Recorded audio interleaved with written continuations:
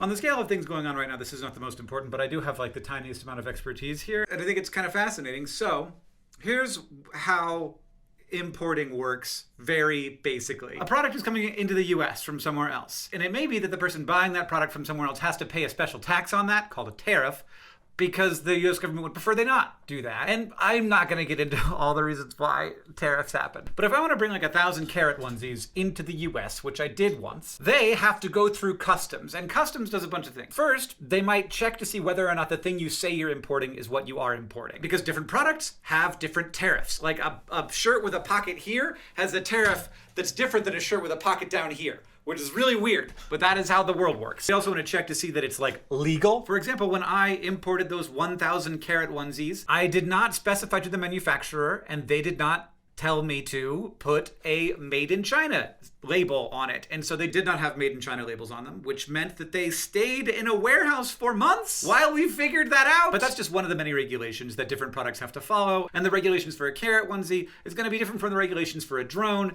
And if it's a big shipment of a bunch of things coming in, all that stuff has to get checked. And that's most of the checking that's going on. It's mostly not trying to figure out if there's fentanyl inside of it. It's mostly trying to figure out if the pockets are in the right spot and the labels are correct. And also that the declared value of the stuff in the shipment is the actual value of the stuff in the shipment. Because if I say that those carat onesies are actually worth $2 a piece when they're worth $20 a piece, then the tariff I have to pay is 10 times lower. And so customs can't trust that I would declare the correct value every time. It's a pain in the ass. Customs is a pain in the ass. And as regulations increase, it gets harder and harder to police all of this on every product that comes into the US. And that's especially true because a lot of the things coming in are really small and not that important. And so there is this thing called the de minimis exception. And yes, I know if you just saw that word spelled, you'd think it was de minimis. It's called this because lawyers hate people. If you're wondering. And the de minimis exception says we're not gonna bother with all of this stuff if the product is under a certain threshold, because the revenue we would collect from the tariff is not worth the work of checking to see what's inside of this package and making sure everything's correct. In 2016, the de minimis exception amount was $200 something.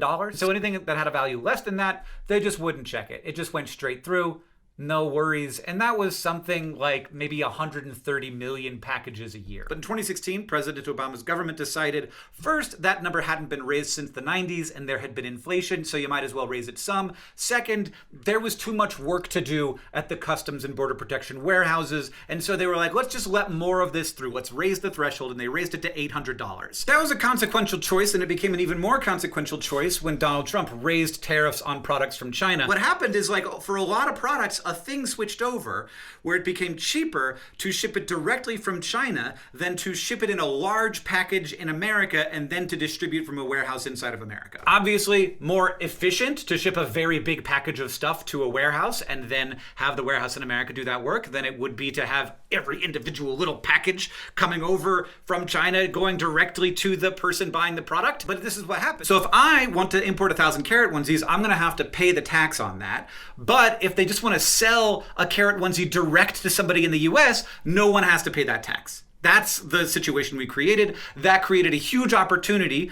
for companies like Amazon, Temu, and Shein to ship stuff direct from China as long as it wasn't worth more than $800, which most of the stuff never would be. And if it is, you could just pay that tariff. And so we ended up in a world where we went from like 130-ish million of these de minimis packages entering the US every year to 10 times that, like 1.4 billion. There's an additional thing here that might be worth saying, which is that you might not even know if it's coming from China because there's another thing where countries have what's called free trade zones, and in those zones, products can be imported and then exported out of the country without a tariff ever having to be paid on it. So if it comes into the free trade zone and then it is not then imported into the country, it's not then used in the country where the free trade zone is, it's exported out of it, no tariff is ever paid. And so what has happened is that there are these free trade zones in Canada and Mexico where products from China, large shipments of products are shipped into these warehouses in these free trade zones, and then they are repackaged into small packages that are under the de minimis threshold, and then they are shipped into the US. I think all of this is bad, And partially, of course I am, because I run a company that's very small but not a significant player in all of this, that ships products. And I'm frustrated when we lose business to people who are jumping through these loopholes to save some money, and we're not jumping through those loopholes to save money. Because I think it's a terrible idea to build your business on a loophole that might go away. But many people are happy to build their very large businesses on loopholes that might go away. Amazon is happy to build departments, and Temu and Shein are just companies that this is the only reason they exist. And I should say that the original goal of this was mostly that it was just too much work for Customs and Border Protection to do all of this custom stuff with these small packages. But what it incentivized was way more small packages. And also, it changed US consumer behavior. I just saw a video on my TikTok where it was like, where'd your outfit come from? And every single person was like, Fashion Nova, Shein, Fashion Nova. Like nobody had anything from a store that they went into. So there are people who expect this kind of value. They expect to be able to buy like a fancy pair of boots for $15.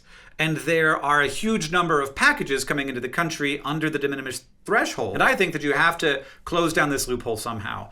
And I'm not smart enough to know the way to do that correctly, but I think the wrong way to do it is to say it's closed on Tuesday, which is what just happened. So like there's a bunch of products on that got shipped with the thought that the package was going to be under the de minimis threshold, but now they're not going to be. And so Customs has to decide what to do about that, and I have no idea what they decide to do about that. I could kind of see two ways that it could go. One, they follow the procedures that they have and they inspect every package, in which case everything slows down, not just the de minimis packages, because they're just going to be in the queue with everything else. Like if you start getting messages that your products that you ordered aren't going to arrive, that's why. And that also, it should probably be said, significantly increases the price of products beyond just the cost of the extra tariff. So all of these products now have to have a tariff on them, and it's not just the cost of the tariff, it's also the cost. There's like brokerage companies that insure and help shepherd your product through the customs process, which I find intolerable. And I learned about brokerage companies because of those carrot onesies. They make sure that you're doing everything correctly. They are in touch with the people at Customs. They know all the people. And in my experience, it really is about like knowing the right people and also knowing how to like speak the language, which I very much don't even now. So that's one possibility. The second possibility is that Customs just stops checking a lot of stuff. It continues to basically treat small packages or even all packages with a lot less care, which is the opposite of the goal, the stated goal of this trade policy, which is to stop fentanyl from coming into the US. But if there aren't enough customs people to check the things, it doesn't matter if you say that you have to check the things won't get checked. And that increases costs in three different ways. One, the tariff increases the costs. Two, these companies have to pay the brokerage fees to help get their products through customs. And three, there are fewer products entering the US, so each product is more valuable and thus you can charge more for it. It just feels like a decision that is coming from a place of not having any interest in understanding how anything works. And there's a piece of me that's like, if you want to fix something, just like go in and fix it and like consequences be damned. But I think like, government consequences shouldn't be damned. Like it should be about trying to govern well. And it doesn't feel like that's what's going on right now. And it's very weird that like Barack Obama, by increasing the de minimis threshold, and then Trump, first term, by tariffing it, and then Trump, second term, by eliminating it, which for clarity is kind of a bipartisan position. Like, I don't think that the way the de minimis exemption has been used is good. I don't think that the consequences of it have been good. I think it's really inefficient. It creates lots of opportunities for like weird people to like slide themselves into the process and make a bunch of money, making sure that the US government doesn't collect the money that it is owed. And you end up with like big warehouses in Canada and Mexico that just repackage packages that have been shipped it's just so inefficient, and it makes it so that e-commerce has this huge tax advantage over retail, which we don't particularly want because retail employs way more people. I don't know. What I'll say is I don't know what actually happens. A lot of people have built a lot of infrastructure around the current state of things. And so it's going to be, I think it's probably going to be pretty messy reforming all of the logistics around the new way things work, especially if it changes more, which seems likely to me. It seems likely that someone will say, like, they'll challenge that Trump could do these tariffs in the first place because it's not clear that he even has the legal authority to do it. There will be public pressure from the kinds of business people, like this, especially the Silicon Valley business people that are like, no, this is good. You can't take this away. We love drop shipping. And then there's public outcry from people who got used to buying extraordinarily cheap products that like went through a tax loophole and additionally probably used forced labor to be created in the first place. Otherwise, how could these things be this cheap? People think that shirts are made by magic and they're made by people. Again, not the most important of the things going on right now. I have broader thoughts I hopefully will be able to share somehow about the things that are going on right now generally, which I think are intended to make me feel like it is too much to think about. And it may be that like videos like this that go into a change that has just happened and might get rolled back immediately, either because of public pressure or because it's against the law, are bad because I'm thinking about like the consequences of what this means if it stays in place for months. But it seems entirely possible that the plan is just to like do a bunch of stuff so that people like me and people in the media will be like, well, we have to talk about the consequences of this thing. And then, 50, 60% of the things aren't even there a week later. Like the thing where they paused all outgoing grants and the thing where they paused all outgoing grants, that just like went away because there was a legal challenge. They knew they were going to lose. And so they're like, actually, never mind. But everybody spent all this time like freaking out about it. And like, if you don't freak out about it though, does it actually change? And as a person who has imported carrot onesies and knows the fraught and terrible process of not getting everything perfect when you import something. You know what we had to do like to wrap this up? That brokerage firm had to we had to pay them to go into the warehouse, open the boxes, and put Made in China stickers on all of the carrot onesies. So that's how that worked. Just one of the many mistakes I've made in my career. It's not fun or possible to know everything, which is why we are supposed to share the load. Share the load.